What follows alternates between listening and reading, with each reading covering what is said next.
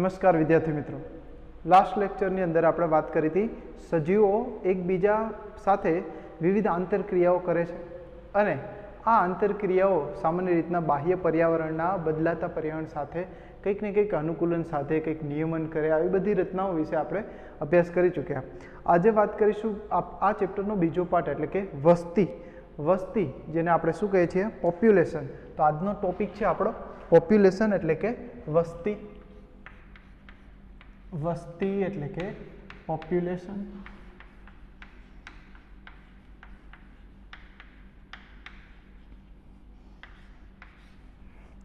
આ શબ્દ આપણે વારંવાર સાંભળતા હોય. સામાન્ય રીતના માનવ વસ્તી આપણે દર 10 વર્ષે વસ્તી ગણતરી થતી હોય છે.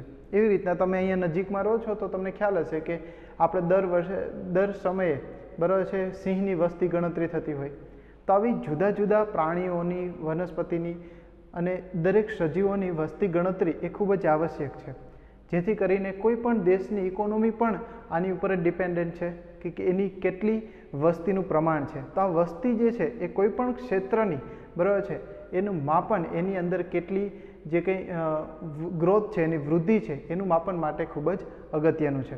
તો આ વસ્તી એટલે શું, પહેલાં તો એની વ્યાખ્યા લઈએ તો વસ્તી એટલે કોઈ એકમ ક્ષેત્રમાં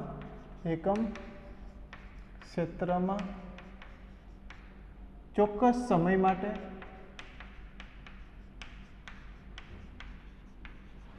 માટે વસતા વ્યક્તિગત સજીવોનું જૂથ.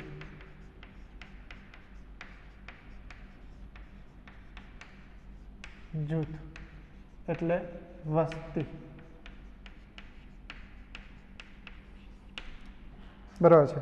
આપણને ખ્યાલ છે કે કોઈ પણ આપણે નિવસન તંત્ર લઈએ તો એમાં કોઈ એક સજીવ એકલો અટુલો રહેતો નથી. એ મોટા ભાગે એક સમૂહની અંદર રહે છે. બરાબર છે. આપણે એમ કહીએ કે સિંહના ટોળા ન હોય, પણ હકીકતે સિંહ પણ કેવો હોય છે, ટોળામાં જ રહેતા હોય છે. એવી રીતના દરેક જે છે એકબીજા સાથે શું છે આંતરક્રિયાઓ કરે અને વસ્તી બરાબર છે જુદા જુદા લક્ષણોમાં વિવિધ જાતિઓને સમાવેશિત પણ કરે છે.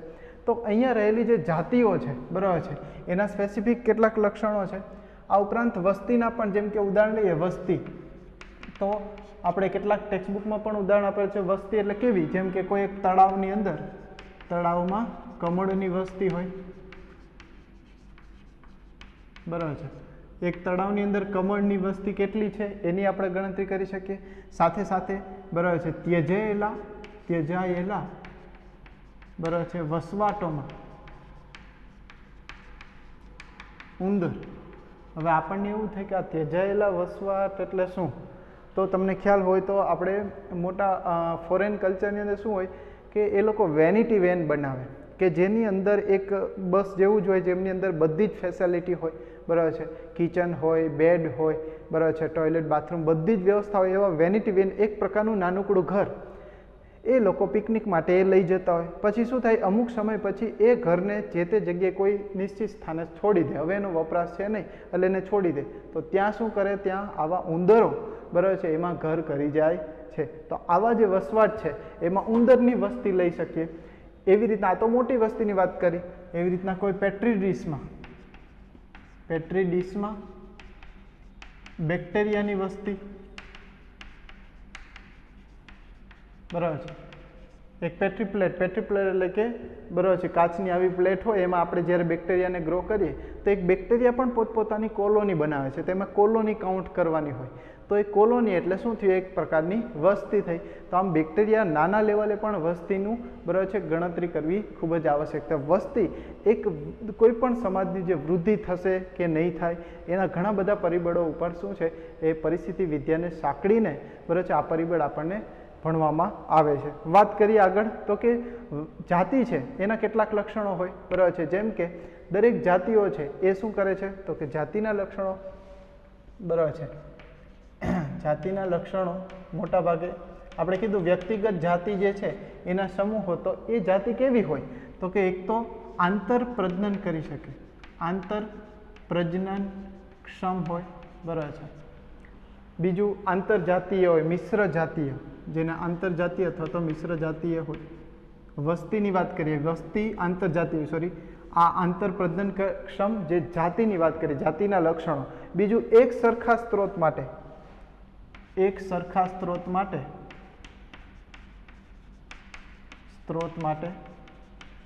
એ કાં તો શું કરે, ભાગીદારી કરે અને કાં તો શું કરે, સ્પર્ધા કરે. બરાબર છે. કોઈ પણ બે સજીવ હોય એની વચ્ચે કાં બે જ વસ્તુ થાય, કાં તો એ ભાગીદારી કરે કે ભાઈ અડધો રોટલો તું ખા ને અડધો રોટલો હું ખાઉં. બરાબર છે. અને બીજું શું થાય, કાં સ્પર્ધા કરે, સ્પર્ધા કે બાધું નહીં, આખે આખો મારે જ જોઈએ છે.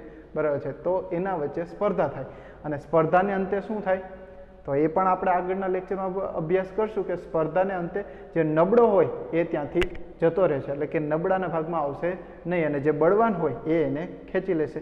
તો આમ એક પ્રકારનું નેચરલ સિલેક્શન, પ્રાકૃતિક પસંદગી આપણે એને કહી શકીએ. તો આ પ્રકારે એક સજીવ છે કાં તો આંતરપ્રજનનક્ષમ હોય, બીજું એક સરખા સ્ત્રોતમાં શું કરે છે, ભાગીદારી અથવા તો સ્પર્ધા કરે છે. બીજું સંભાવ્ય રીતના એ બધા કેવા છે, આંતરજાતીય હોય.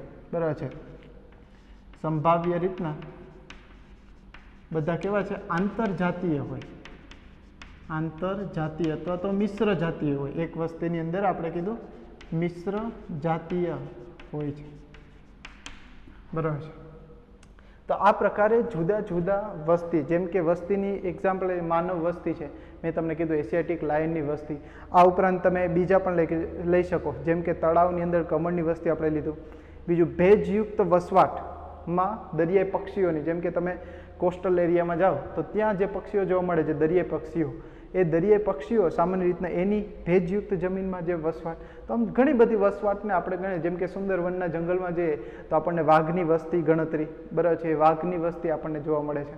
આમ દરેક ક્ષેત્રમાં સ્પેસિફિક, જેમ કે ગિરનાર છે તો ગિરનાર ઉપર એક વલ્ચર્સ જેને ગીધ કહીએ એ ખૂબ જ રેર છે. તો આ વલ્ચર્સની વસ્તી દર સમયાંતરે એને કાઉન્ટ કરવી પડે છે, એના કેટલા માળા છે, કેટલી એની વસ્તી છે. હાલ અત્યારે એ વલ્ચર્સ છે એ લુપ્ત જાતિમાં છે, કે ટૂંક સમયમાં જો એને સાચવવામાં નહીં આવે તો એ ગિરનારી ગીધ જે છે એ ધીરે ધીરે લુપ્ત થઈ જશે. તો આમ એને સાચવવા માટેની વસ્તી ગણતરી ખૂબ જ અગત્યની છે. ત્યારબાદ વાત કરીએ વસ્તીનું પરિસ્થિતિ વિદ્યામાં મહત્વ. બરાબર છે. તો પરિસ્થિતિ વિદ્યામાં એનું મહત્વ શું છે, પરિસ્થિતિ વિદ્યામાં એનું મહત્વ, તો કે જે વસ્તી પરિસ્થિતિ જે છે એ સામાન્ય રીતના વસ્તી જનીન વિદ્યા અને ઉદ વિકાસને સાંકળે છે. કેને, વસ્તી જનીન વિદ્યા, જેને પોપ્યુલેશન જીનેટિક્સ કહે, અને ઉદ વિકાસ, આ બેને સાંકળતી, બરાબર છે, આ રચના જોવા મળશે. તો કે વસ્તી પરિસ્થિતિ વિદ્યાને, બરાબર છે, વસ્તી જનીન વિદ્યા અને ઉદ વિકાસ સાથે શું કરે છે, એકબીજા સાથે જોડે છે. આમ વસ્તી છે એ પ્રાકૃતિક પસંદગી દ્વારા ઈચ્છિત લક્ષણો, બરાબર છે, એને શું કરે છે, વિકસિત કરવા માટેનું એક પરિબળ છે. કે સારા સારા લક્ષણો હોય એને શું કરશે, જે તે વસ્તી પ્રમોટ કરશે અને બાકીનાને શું કરશે, ત્યાંથી વસ્તીમાંથી ખસેડી મૂકશે. આ પ્રકારે વિવિધ પ્રકારની વસ્તીઓ આપણને જોવા મળે છે. આ વસ્તીઓ પૈકી વાત કરીએ તો વસ્તીના કેટલાક લક્ષણો છે. વસ્તીના લક્ષણો,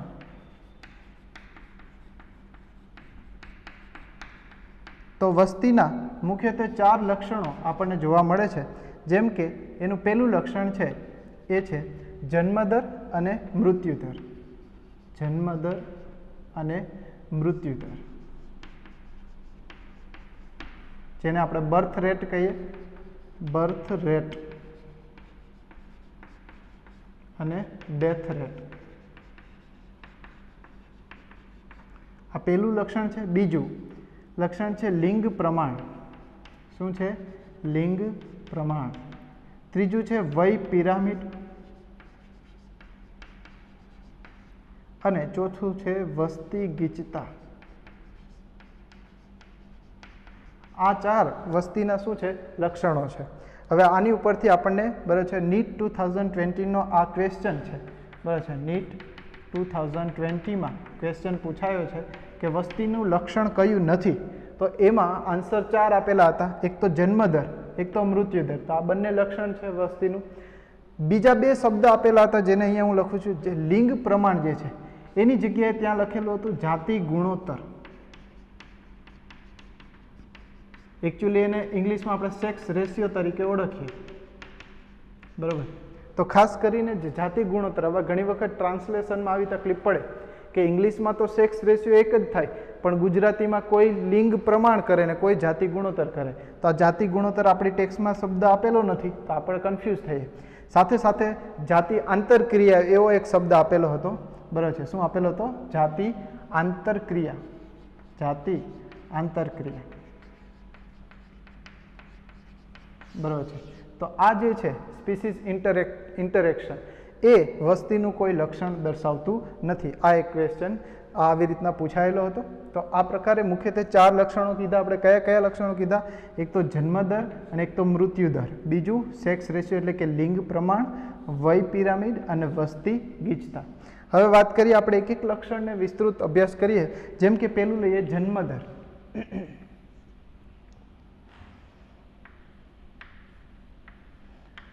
જન્મદર અને મૃત્યુદર.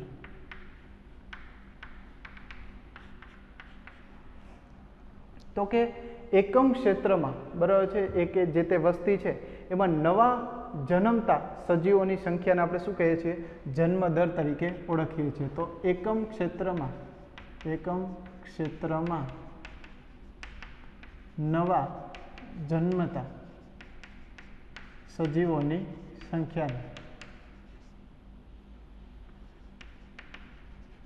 બરાબર છે, જેને આપણે શું છે? જન્મદર તરીકે લઈએ છીએ. અને એકમ ક્ષેત્રમાં મૃત્યુ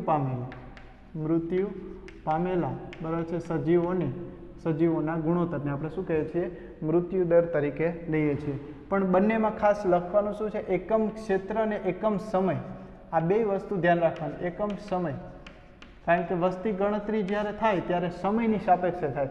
જેમ કે 2001ની અંદર વસ્તી અને 2010, માની લો કે હ્યુમન બીંગ્સ, આપણે માનવ વસ્તી જે છે દર 10 વર્ષે થાય, તો એ જે વસ્તીનો ગાળો છે, બરાબર છે, સામાન્ય રીતના એક સમય લીધો. બીજું એકમ ક્ષેત્રફળ, માની લો કે એક ક્ષેત્ર છે ભારત દેશ, તો ભારત દેશ એક ક્ષેત્ર થયું, એની 2001થી લઈને 2010 સુધી એટલે કે 10 વર્ષોમાં એની વસ્તી. તો આમ એકમ ક્ષેત્ર અને એકમ સમયની સાથે નવા જન્મતા સજીવો તો એને જન્મદર કહેવાય, અને એ ક્ષેત્રમાં મૃત્યુ પામતા સજીવો એને શું કહેવાય? મૃત્યુદર તરીકે લેવાય. આમ જન્મદર જે છે, જન્મદરથી વસ્તીમાં વધારો થાય. શું થાય?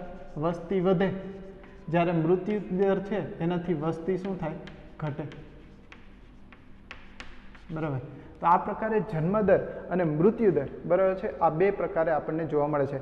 મોટા ભાગે એમ કહેવાય છે કે વસ્તી ચોક્કસ લક્ષણ ધરાવે છે, પરંતુ વ્યક્તિગત સજીવોમાં ધરાવતા નથી. વસ્તીના ચોક્કસ લક્ષણો ધરાવે, પણ વ્યક્તિગત સજીવોના લક્ષણો ધ્યાને લેવાતા નથી.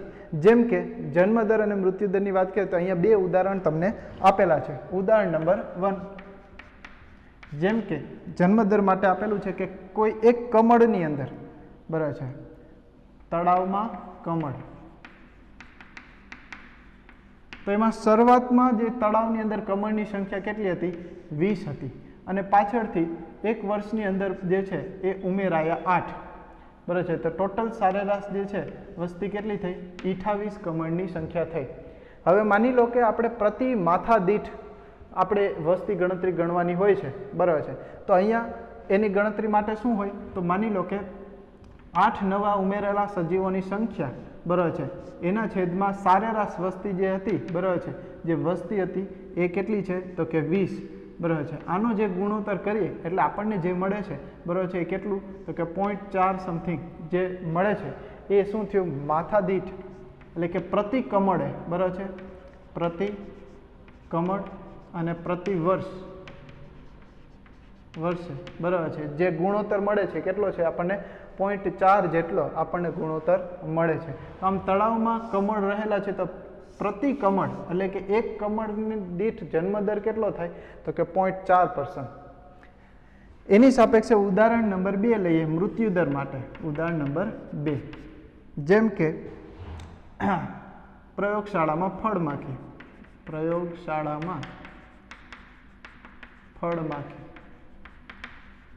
તો શરૂઆતમાં જે છે ફળમાખી જે છે એની સંખ્યા કેટલી હતી? 40 ફળમાખી હતી. હવે એમાંથી 4 જે છે એ શું થઈ? મૃત્યુ પામી, બરાબર છે. તો 4 જે છે મૃત્યુ પામી, તો વાસ્તવિક રીતના શું થયું? તો એની સંખ્યા કેટલી થઈ? 36 થઈ. મૃત્યુ પામી તો એની સંખ્યા કેટલી થઈ? 36. હવે આનો ગુણોત્તર કે પ્રતિ ફળ માખી દીઠ મૃત્યુદર કેટલું થયું, બરાબર છે, તો એને ગણવી હોય, બરાબર છે, તો આપણે કેવી રીતના ગણશું?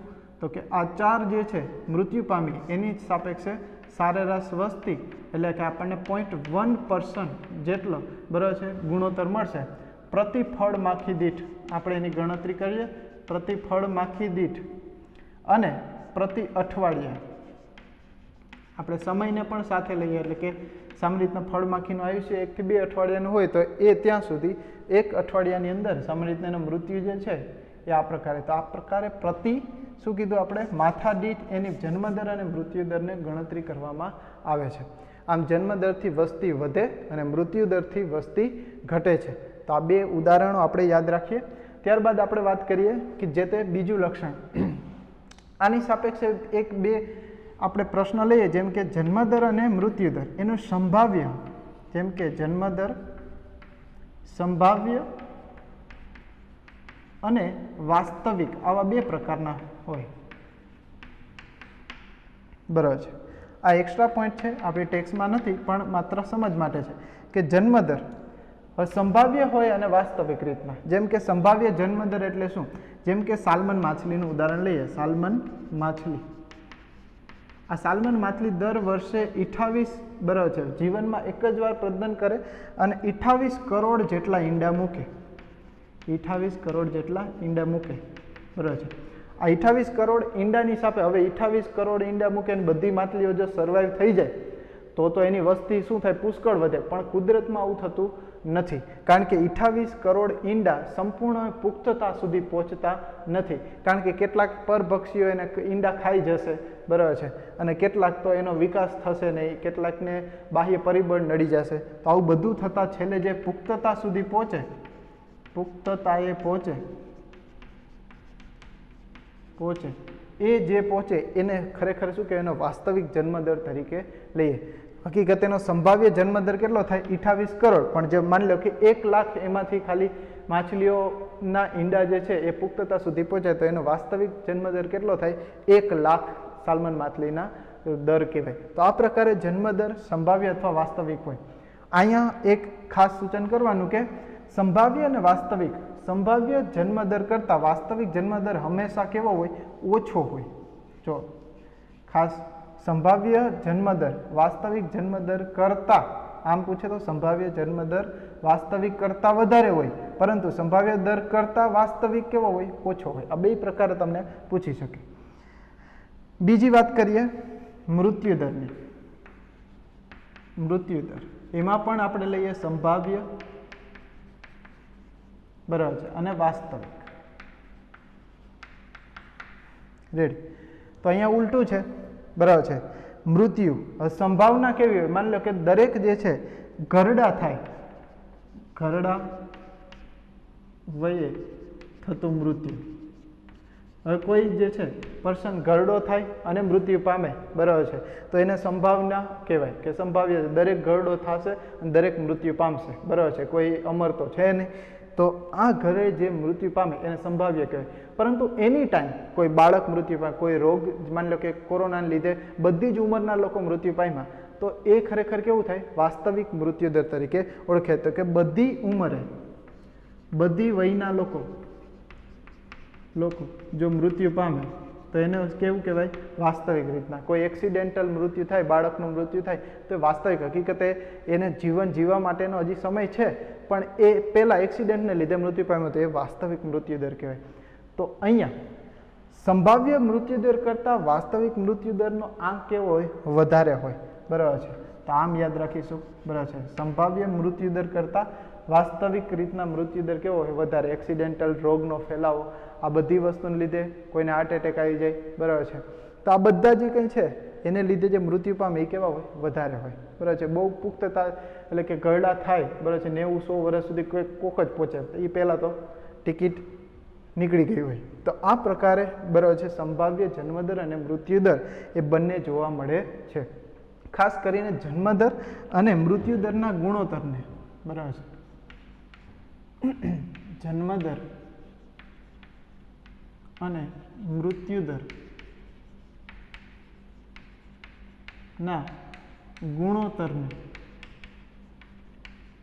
આપણે વાઇટલ ઇન્ડેક્સ તરીકે ઓળખીએ. શું કહેવાય? વાઇટલ ઇન્ડેક્સ, જેને જીવન શક્તિ સૂચક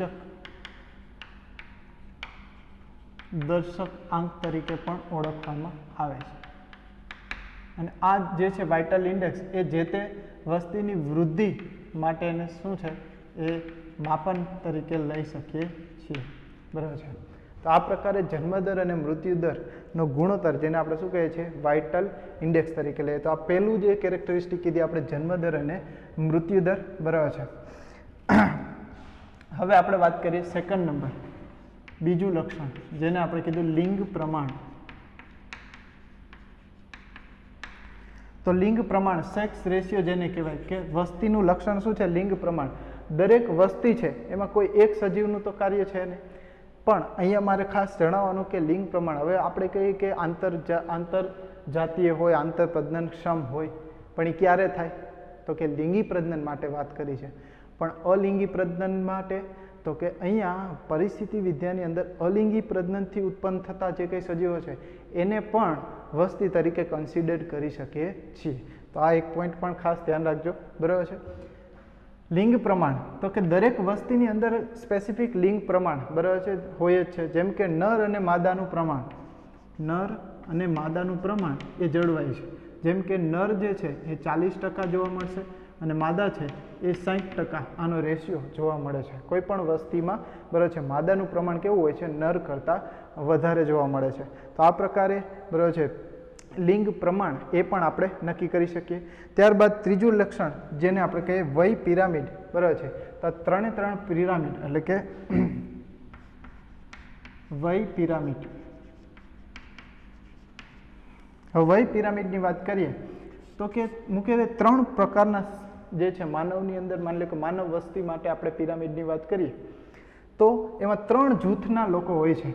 એક તો પૂર્વ પ્રજનન વય, પૂર્વ પ્રજનન વય, બરાબર છે, પ્રજનન વય અને પશ્વ પ્રજનન વય. જેમ કે પૂર્વ પ્રજનન વય એટલે કે અપરિપક્વ, જેમ કે બાળકો છે, બરાબર છે, જે પ્રજનનક્ષમ નથી, એ અપરિપક્વ બધા પ્રજનનક્ષમ, જે પ્રજનન માટે આવશ્યક છે, એટલે કે લૈંગિક પરિપક્વ થઈ ગયા છે, લૈંગિક રીતના પરિપક્વ છે. અને પશ્વ પ્રજનન વય એટલે કે ઘરડા લોકો છે. હવે આને આધારિત આપણે બરાબર છે 3 પ્રકારની પિરામિડની રચના જોઈ શકીએ. જેમ કે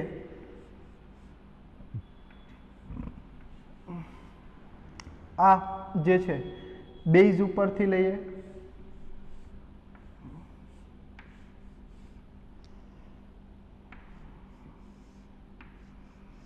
બરાબર છે. હવે માની લો કે અહીંયા નીચેના તળિયાના ભાગે જે છે એ પૂર્વ પ્રજનન વય, પૂર્વ, બરાબર છે, આ પ્રજનન વય અને આ પશ્વ પ્રજનન વયના જૂથો. તો પૂર્વ પ્રજનન વય જે છે સૌથી વધારે હોય, પછી એનાથી પ્રજનન વયના અને એનાથી ઓછા પશ્વ પ્રજનન. તો આ પ્રકારનો જે પિરામિડ રચાય, આવી વસ્તી હંમેશા કેવી હોય છે? વસ્તીમાં વધારો થાય છે, વસ્તી વધે છે, બરાબર છે. આવી વસ્તી કેવી થાય છે? હંમેશા વધારો સૂચન કરે છે. ત્યારબાદ વાત કરીએ બીજા પ્રકારના પિરામિડ, તો કે એમની અંદર બરાબર છે વસ્તી કેવી છે? સ્ટેબલ છે, અથવા તો કે એને શું કહેવાય છે? સ્થાયી તરીકે આપણે ઓળખીએ છીએ. તો આવા પ્રકારની વસ્તીમાં સામાન્ય રીતના માની લો કે અહીંયા આપણે વાત કરીએ, આ પૂર્વ પ્રજનન વય છે, બરાબર છે, એની સાપેક્ષે પ્રજનન વયના જૂથો પણ કેટલા છે? એની સંખ્યા પણ એટલી જ છે. એમાં બહુ ઝાઝો ડિફરન્સ છે નહીં. અને સૌથી ઓછા છે એ કેવા છે? તો કે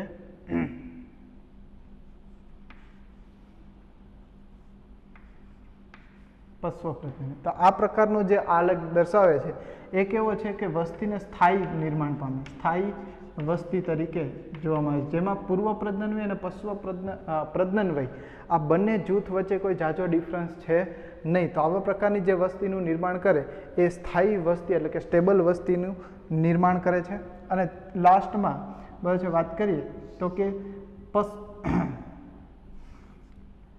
પ્રજનન વયની જે ઉંમર છે બરાબર છે એની સંખ્યા વધારે હોય બરાબર છે, જ્યારે પશ્વ પ્રજનન વય અને પૂર્વ પ્રજનન વય બરાબર છે આ બંનેની સંખ્યા કેવી હોય? ઓછી હોય. તો આવા પ્રકારનો જે આલેખ છે બરાબર છે એ આપણને કેવો મળશે? તો કે આવા પ્રકારનો આલેખ બરાબર છે વસ્તીનો ઘટાડો સૂચવે છે. વસ્તી ઘટે છે બરાબર છે. તો આ પ્રકારે વય પિરામિડ એક શું થયું? સજીવનું લક્ષણ થયું બરાબર છે. તો અહીંયા આપણે વાત કરી એક લક્ષણ જેમ કે જન્મદર બરાબર અને મૃત્યુદર. ત્યારબાદ આપણે વાત કરી લિંગ પ્રમાણ બરાબર અને ત્યારબાદ વાત કરી વય પિરામિડ. હવે આપણું બાકી રહ્યું ચોથું લક્ષણ બરાબર છે જેને આપણે કહીશું વસ્તીની ગીચતા. તો વસ્તી ગીચતાની આપણે વાત કરીએ.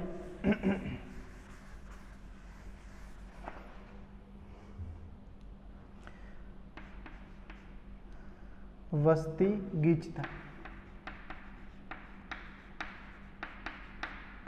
જેને આપણે પોપ્યુલેશન ડેન્સિટી તરીકે ઓળખીએ છીએ. તો એકમ ક્ષેત્રમાં કેટલા વ્યક્તિગત જૂથો સમાવી શકાય, કેટલી સંખ્યામાં વ્યક્તિઓને સમાવી શકીએ છીએ એને આપણે શું કહેવાય? વસ્તીની ગીચતા. એનું સામાન્ય રીતના સૂત્ર છે D = N/A/T. અહીંયા D એટલે શું? તો કે વસ્તી ગીચતા, પોપ્યુલેશન ડેન્સિટી, N એટલે કે વ્યક્તિની સંખ્યા બરાબર, A એટલે કે એરિયા એટલે કે વિસ્તાર અને T એટલે કે સમય બરાબર છે. તો આ જે સૂત્ર છે વસ્તી ગીચતા એટલે કે પોપ્યુલેશન ડેન્સિટી, આ જે વસ્તી ગીચતા જે છે એનાથી આપણે છે કોઈ પણ વસ્તીની વૃદ્ધિ થશે કે કેમ બરાબર છે એનું આપણે માપન કરી શકીએ છીએ. તો આવી રીતના જે છે મુખ્યત્વે 3 પ્રકારના બરાબર છે 4 વસ્તીના મુખ્ય લક્ષણો છે બરાબર છે. આની આપણે વાત કરીએ વસ્તી ગીચતા બરાબર છે એના આપણે 4 ઉદાહરણો જોવાના છે બરાબર છે. જેમ કે કયા ઉદાહરણો છે? જેમ કે પેલું પાર્થેનિયમ. હવે વસ્તીની ગણતરી જ્યારે કરવામાં આવે ત્યારની વાત કરીએ તો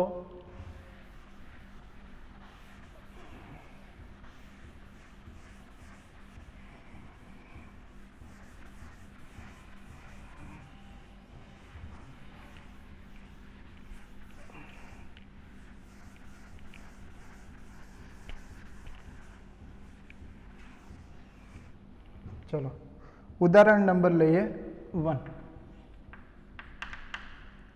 ઉદાહરણ નંબર શું છે 1? તો કે જ્યારે કોઈ વસ્તી છે એને સામાન્ય રીતના આપણે વાત કરીએ એનું ઉદાહરણ છે કોંગ્રેસ ઘાસ, જેને આપણે પાર્થેનિયમ તરીકે ઓળખીએ છીએ. પાર્થેનિયમ બરાબર છે. આ જે છે એની સાપેક્ષે આપણે જે લીધું છે ઉદાહરણ વડનું. હવે એક વડનું જે છે વડ માની લો કે આ એક વડલો છે. હવે એની સાપેક્ષે ત્યાં ઉગવાવાળા જે અહીંયા છે પાર્થેનિયમ એના જે છે સંખ્યા 200 હોય, એની સાપેક્ષે વડ કેટલું છે? એક જ છે. તો આપણને તરત એમ થાય કે કોંગ્રેસ ઘાસની વસ્તી કેવી છે? વધારે છે. વડલો તો એક જ છે. પરંતુ બરાબર છે આને સામાન્ય રીતના જ્યારે વડની આપણે જે ગંજાવર ભૂમિકા એટલે કે એના કદને જ્યારે અવગણીએ ત્યારે, નહીતર શું થાય? કદની સાપેક્ષે જોવા જાય તો છોડ કેવા છે? એકદમ નાના છે. એની સાપેક્ષે વડનું જે છે એ કદ કેવું છે? મોટું છે. તો આમ વસ્તી છે એ કોઈ સ્પેસિફિક મૂલ્ય એટલે કે સંખ્યા આધારિત કે કદ આધારિત બધે અલગ અલગ પ્રકારે આપણે ગણી શકીએ છીએ.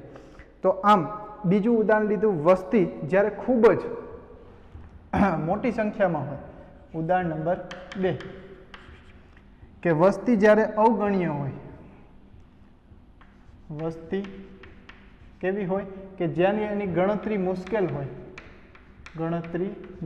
હોય, અથવા તો અસંભવ હોય બરાબર છે. કે નાના કોઈ એક્ઝામ્પલ લે કે પેટ્રી ડીશમાં બેક્ટેરિયા.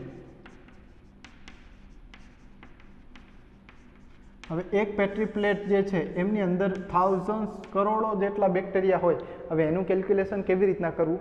તો જ્યારે આવું કેલ્ક્યુલેશન આવે કે જ્યારે આપણે એને ગણી શકતા નથી ત્યારે એના નિરપેક્ષ મૂલ્યની જગ્યાએ બરાબર છે, ખાસ યાદ રાખજો, નિરપેક્ષ મૂલ્યની જગ્યાએ આપણે સાપેક્ષ મૂલ્યને ધ્યાનમાં લઈએ. સાપેક્ષ મૂલ્યને ધ્યાનમાં લેવામાં આવે છે. નિરપેક્ષ એટલે કે એબ્સોલ્યુટ, અને આને કહેવાય રિલેટિવ. જેમ કે એબ્સોલ્યુટ જે છે એ શું વાસ્તવમાં કહે છે કે પરફેક્ટ, એમ કે આટલા જ બેક્ટેરિયા છે. હવે એ બેક્ટેરિયા કાઉન્ટ કરી શકીએ નહીં, તો અહીંયા આપણે શું કે સાપેક્ષ મૂલ્ય લઈએ. કેવી રીતના? માની લો કે એક પેટ્રી પ્લેટની અંદર બરાબર છે આટલા ખાના છે, તો એક સ્પેસિફિક સ્ક્વેરનો આપણે લઈએ કે આ સ્ક્વેરની અંદર આટલા બેક્ટેરિયા છે, તો ટોટલ એરિયા જે છે પેટ્રી પ્લેટનો કેટલા છે? તો એ કેટલા? એક સ્ક્વેરની અંદર આટલા બેક્ટેરિયા, તો આખા પેટ્રી પ્લેટનો એરિયામાં કેટલા બેક્ટેરિયા હોય એવી રીતના આપણે ગુણોત્તર માંડી અને આપણે સાપેક્ષે એક સ્ક્વેરની સાપેક્ષે પેટ્રી પ્લેટનો રહેલા બેક્ટેરિયાને આપણે ગણી શકીએ. તો આમ નિરપેક્ષ મૂલ્યની જગ્યાએ ત્યારે શું લેવું પડે છે? આપણે સાપેક્ષ મૂલ્ય લઈ અને એનો ઉદ્દેશ છે એની પૂર્તિ કરી શકીએ છીએ. આ જ્યારે અવગણ્ય હોય પછી કેટલીક જે છે, ઉદાહરણ નંબર 3 બરાબર છે, જેમ કે કોઈ તળાવની માછલી છે, જ્યારે કોઈ આ મૂલ્ય આપણે અવગણ્ય હોય તો ત્યારે શું કરીએ કે માછલીની ગણતરી, તળાવમાં માછલીની ગણતરી કરવી હોય તો કે એક એક માછલીને ટેગ મારવા તો નથી જવાતું, બરાબર છે. તો એ માછલીને શું થયું કે પ્રતિપાસ એટલે કે પ્રતિપાસ ગાડિયા દીઠ એનું શું કરવામાં આવે છે? માપન કરવામાં આવે છે. એટલે કે તમે જે માછલીને ફસાવવા માટે જેટલા ગાડિયા નાખેલા છે એમાં કેટલી માછલી આવી એની ઉપરથી આખું માછલીની વસ્તી કેટલી છે એને માપી શકીએ. માની લો કે એક તળાવ છે, એક તળાવના તમે ઉત્તર ભાગની અંદર બેઠા છો ને ત્યાં ગાડિયા તમે નાખ્યા છે, તો 10 ગાડિયામાં માત્ર 2 માછલી આવી. એની સાપેક્ષે પૂર્વ ભાગની અંદર તમે ગયા અને પૂર્વ ભાગની અંદર 10 ગાડિયા દીઠ એમાંથી 9 માછલી આવી, તો આપણે કહી શકીએ કે તળાવની અંદર ઉત્તર ભાગ કરતાં પૂર્વ ભાગમાં માછલીની વસ્તી વધારે છે. તો આ પ્રકારે વસ્તી વૃદ્ધિનું માપન આપણે કરી શકીએ છીએ.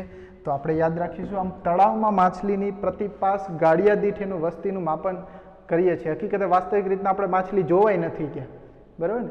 ઇકોલોજીમાં એક સારું કે તમારે ડેટા છે એમાં ફેરફાર થાય કરે. હવે માની લો કે તમે કોઈ એક પક્ષી, માની લો કે અહીંયા એક તળાવ હોય એમાં પક્ષીની તમે કેલ્ક્યુલેશન રાખો, પક્ષીની વસ્તી ગણતરી રાખો, તો એ તમારે આવી જ રીતના રાખવી પડે, કારણ કે જ્યારે વસ્તી ગણતરી કરે બીજે દિવસે પક્ષી ન પણ હોય ત્યાં, બરાબર છે. તો આ પ્રકારે એ સાપેક્ષ મૂલ્યને આપણે ધ્યાનમાં લેવાનું હોય છે. કેટલાક કિસ્સામાં આવું બધું માપનની જગ્યાએ કોઈ વિશિષ્ટ રચના હોય, જેમ કે માંસાહારી સજીવોની જ્યારે વસ્તી ગણતરી કરે, જેમ કે ઉદાહરણ 4 રાષ્ટ્રીય ઉદ્યાનમાં બરાબર છે, માંસાહારી સજીવો, માંસાહારીની જ્યારે સજીવોની વસ્તી ગણતરી થાય, બરાબર છે, તો એ 2 પ્રકારે થાય. એક તો એના પગલાંની નિશાની અને કાં તો એની મળગુટ્ટિકા, બરાબર છે. આ એમસીક્યુમાં પૂછે કે સામાન્ય રીતના રાષ્ટ્રીય ઉદ્યાનમાં માની લો કે વાઘની ગણતરી કરવી હોય તો એના પગલાંના નિશાની બધાના અલગ અલગ ફૂટપ્રિન્ટ હોય, એના આધારિત તમે કરી શકો.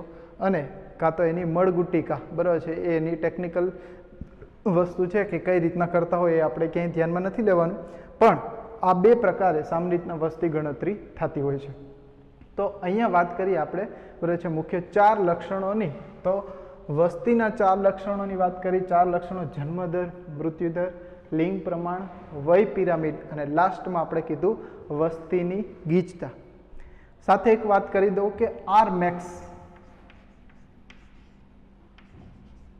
બરાબર છે, એટલે કોઈ વસ્તીની અંદર, બરાબર છે, કોઈ એક જાતિ છે એ મેક્સિમમ એની પ્રજનન ક્ષમતા ક્યારે કેળવે? કે જ્યારે જે તે વસ્તીની અંદર ખોરાક વિપુલ પ્રમાણમાં હોય, રહેઠાણની કોઈ સમસ્યા ન હોય, બીજું એનો કોઈ પરભક્ષી ન હોય, એને ખાવાવાળા કોઈ ન હોય, બીજું એની સાથે કોઈ સ્પર્ધા કરવાવાળું ન હોય. હવે આવું કુદરતમાં શક્ય છે નહીં. કોઈક ને કોઈક તો સ્પર્ધા હોય, જેમાં આપણે એવું કહેવાય ને કે ભારતની અંદર તો એક ટાટિયા ખેંચવાવાળા જાજા હોય. તો આવી રીતના, બરાબર છે, કોઈ નિવસન તંત્ર, કોઈ પણ કુદરતમાં કોઈક ને કોઈક પરિબળ જે છે, બરાબર છે, માની લો કોઈની અતિશય વસ્તી વૃદ્ધિ થાય તો તરત જ કુદરત, બરાબર છે, એની સાપેક્ષે એક બીજું પરિબળ મોકલશે અને એની વસ્તીને કંટ્રોલ કરશે. એક એક્ઝામ્પલ આપું કે આપણા જે છે રિજિયનની અંદર ભારતમાં પાર્થેનિયમ, આજે કોંગ્રેસ ઘાસની વાત કરી, એ પાર્થેનિયમ વાસ્તવિક રીતના વિદેશી જાતિ છે. ઘઉંની સાથે આયાત કરતા હતા, ઘઉંની આયાત કરી એની સાથે સાથે એનું બિયારણ ભારતમાં આવી ગયું અને પુષ્કળ પ્રમાણમાં ભારતમાં ઉગી નીકળ્યું. અમે નાના હતા ત્યારે જુઓ તો મેદાનમાં અમે રમતા તો નકરું આ જે કોંગ્રેસ ઘાસ જ જોવા મળતું. પણ આજે એ જ થોડાક વર્ષોની સાપેક્ષે આજે કોંગ્રેસ ઘાસની સાપેક્ષે કુદરતમાં એક બીજું પરિબળ છે, જેમ કે આપણે દેશી કુવાડીઓ. તમને ખ્યાલ ન હોય, તમારા મમ્મી પપ્પાને પૂછો, કુવાડીઓ વનસ્પતિ છે એ આજે પુષ્કળ એની સામે બાંધે છે, સ્પર્ધા કરે છે. કુદરતમાં આવી સ્પર્ધા હોય, આપણને દેખાય નહીં કે બે છોડવા બાંધતા હોય એવું ના દેખાય, પણ એ સ્પર્ધા કરે છે. એટલે કુવાડીઓ વધે છે તો કોંગ્રેસ ઘાસ હવે ધીરે ધીરે શું થઈ ગયું, લુપ્ત થઈ, હવે ઓછું થઈ ગયું છે. તો આમ એનો કુદરતી રીતના કોઈ એક કે બીજું પરિબળ એને અસર કરશે અને એની વસ્તી વૃદ્ધિને કંટ્રોલ કરશે. તો આ પ્રકારે બરાબર છે આર મેક્સ એટલે કે વસ્તી એની મહત્તમ પ્રજનન ક્ષમતા, મહત્તમ જૈવિક ક્ષમતા, બરાબર છે. એટલે કે કોઈ વસ્તી એની મહત્તમ જૈવિક ક્ષમતા ત્યારે જ પ્રાપ્ત કરે કે જ્યારે એને કોઈ પરભક્ષીનો અભાવ હોય, સ્પર્ધા કરવાવાળું કોઈ ન હોય, રહેઠાણ, ખોરાક આ બધું પુષ્કળ હોય. પણ કુદરતમાં આવું સંભવ છે નહીં, બરાબર છે. તો આ જે જૈવિક ક્ષમતા અને બીજું કે પર્યાવરણીય અવરોધન, એટલે એક કે બીજું કોઈ પરિબળ હોય એ પર્યાવરણની સાપેક્ષે શું કરે કે એ સજીવને અટકાવવા માટે આવું પરિબળ કોઈક એવું ઊભું થશે અને એને અટકાવશે. સામાન્ય રીતના કાંઈ ન હોય તો છેલ્લે કંઈક રોગ ઉત્પન્ન થાય. જેમ કે આપણે અત્યારે વસ્તી વૃદ્ધિ થઈ ગઈ, આજે કોરોના આવ્યો તો કેટલી બધી વસ્તી ઓછી થઈ ગઈ. તો આમ કુદરત પોતાનું બેલેન્સ જાળવી જ રાખે છે. એ આપણે કઈ બરાબર છે એ એની જાતે જ બેલેન્સ કરી લે છે. એમ થાય કે બહુ વધી ગયું છે એટલે એને ઓછું કરે છે. કોઈક ને કોઈક પરિબળ જે છે, તાપમાન હોય, પ્રકાશ હોય, એમાં કંઈક ને કંઈક ફેરફાર કરી અને એને વસ્તીનું નિયમન કરે છે.